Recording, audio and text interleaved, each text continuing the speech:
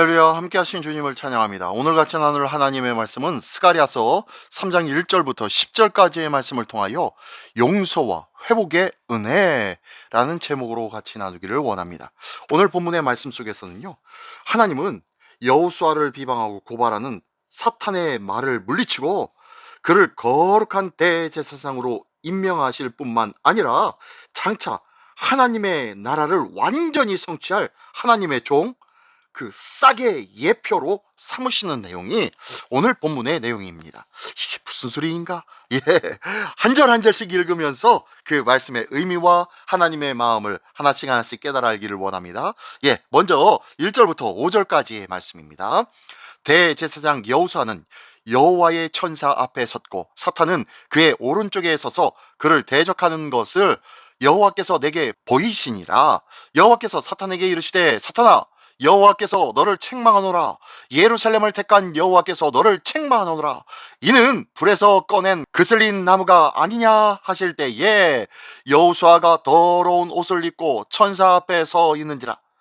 여호와께서 자기 앞에 선 자들에게 명령하사 그 더러운 옷을 벗기라 하시고, 또 여호수아에게 이르시되, 내가 네 죄악을 제거하여 버렸으니 네게 아름다운 옷을 입히리라 하시기로, 내가 말하되 정결한 관을 그의 머리에 씌우소서 하매 곧 정결한 관을 그 머리에 씌우며 옷을 입히고 여호와의 천사는 곁에 섰더라. 아멘. 아멘. 자, 첫 번째 1절부터 5절까지의 말씀 속에서는요, 하나님은 정죄가 아니라 용서하시는 그 은혜를 선택하시는 하나님이시라는 거예요. 무슨 소리냐? 본문의 내용은 이렇습니다. 여호수아는 하나님 앞에서 더러운 옷을 입고 서 있었습니다. 사탄은 그의 죄를 끊임없이 고발하고 있습니다. 그런 가운데 하나님은 사탄을 꾸짖으시고 여호수아를 불에서 꺼낸 그슬린 나무라 부르시며 감싸십니다.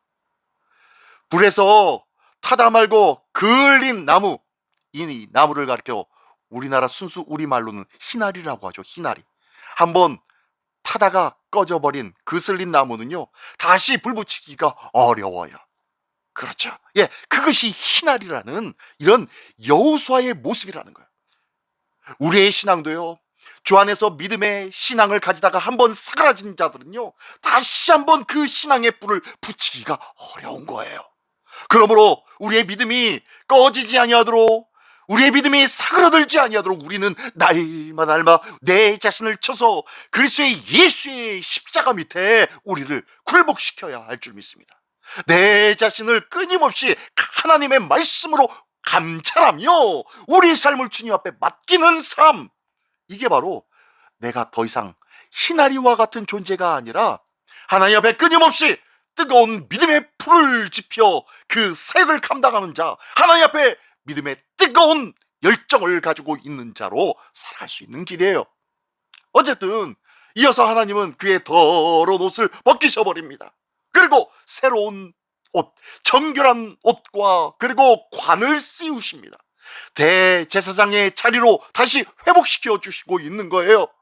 하나님께서 이 여호수아 대제사장을 새롭게 하시고 거룩하게 하여 주셔서 맡겨진 그 사역을 온전히 감당할 수 있도록 하나님께서 회복시켜 주십니다. 오늘도 나의 연약하고 나의 희나리같이 상하고 다시 회복되어지기 어려운 상황에서도 하나님은 끊임없이 하나님의 열심과 은혜로 우리를 회복시켜 주시기를 기뻐하신다는 것을 믿으시기 바랍니다. 우리가 아무리 큰 죄를 지었다 해도 하나님은 끝까지 우리를 용서하시기를 원하신다는 거예요. 우리의 죄가 주홍 같을지라도 그 죄를 정죄하지 아니하시고 하나님 앞에 변론하시며 주께서는 그 죄를 씻어주시며 용서해 주시기를 원하시고 있다는 거예요. 그러나 사탄은요, 끊임없이 그 과거의 죄를 들추며 우리를 무너뜨리려고 합니다. 넘어뜨리려고 합니다. 더 이상 일어서지 못하도록 만드는 것이 사탄이 하는 일이에요. 우리를 정죄하는 일입니다. 끊임없이 하나님 앞에 고소하며 너희 자신을, 양심을 통하여서 우리 스스로 무너지게 만드는 자가 사탄이 하는 일이에요.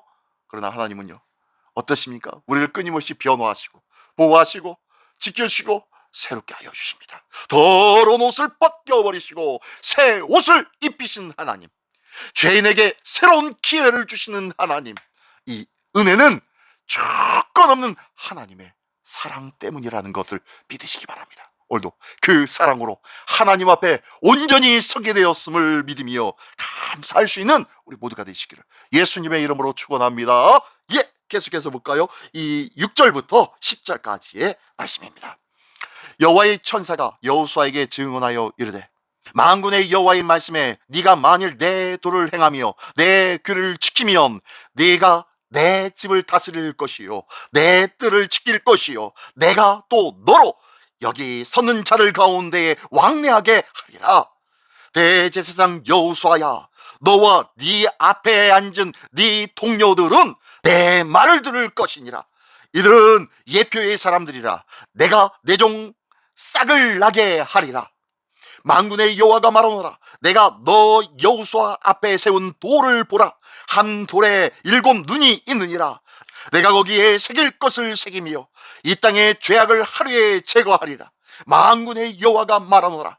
그날에 너희가 각각 포도나무와 무화과 나무 아래로 서로 초대하리라 하셨느니라. 아멘, 아멘. 자, 두 번째 단락에서는요, 하나님께서 용서받은 자에게 주시는 회복의 사명을 주십니다.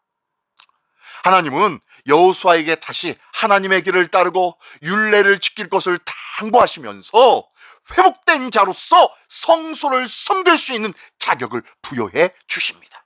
그리고 장차 오실 하나님의 종, 자, 이 싹을 약속하십니다. 싹은 무엇입니까?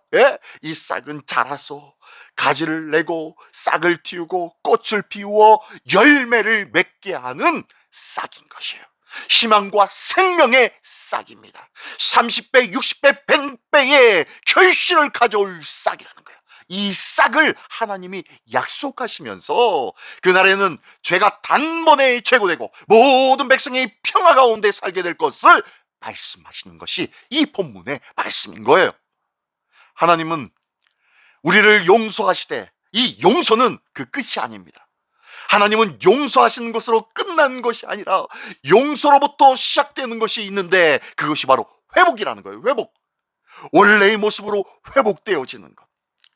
이렇게 죄에서 용서받은 사람은 이제 하나님의 뜻을 따라 살아가는 삶으로 부름을 받습니다. 하나님은 우리를 새롭게 하신 후에 다시금 당신의 거룩한 일에 동참하도록 우리를 세워주신다는 거예요. 또한 예수 그리스도 안에서 우리를 모든 죄를 단번에 사하여 주실 것을 약속하셨다는 것을 믿으시기 바랍니다. 하나님의 회복은 예수 그리스도 은혜 안에서만 완전하게 이루어진다는 것을 믿으시기 바랍니다. 이 거룩하고 아름다운 이 회복이 예수 안에서 오늘도 각 심령마다 주를 바라보며 의지하며 예수를 가슴에 품은 자마다 온전히 회복의 은혜가 풍성히 이루어지기를 예수님의 이름으로 간절히 축원드립니다. 아멘, 아멘. 기도하겠습니다. 전능하신 하나님 아버지, 그 은혜의 주님을 기억하며 감사를 드립니다. 우리의 죄를 책망하지 않으시고 오히려 용서로 감싸주신 하나님 감사합니다. 우리의 죄악으로 말미암은 더러운 옷을 벗겨버리시고 주 안에 있는 새 옷을 입혀주시는 하나님, 그 은혜를 기억하며 이제는 주 안에서 회복된 자로 주의 길을 묵묵히 따르는 하나님의 사람으로 서게 하여 주시옵소서. 하나님의 거룩한 자리, 은혜의 자리, 회복의 자리, 정결함을 힘입은 자리 안에서 주 안에서 거룩한 기쁨을 누리며 감사를 누리는 구원의 사람으로 오늘도 살아가며 자랑하며 증거하며 간증하며 살기에 부족함 없도록 인도하여 주시옵소서. 우리를 새롭게 하시고 하나님의 자녀답게 만들어 주시는 우리 주 예수 그리스도의 이름으로 기도드리옵나이다. 아멘.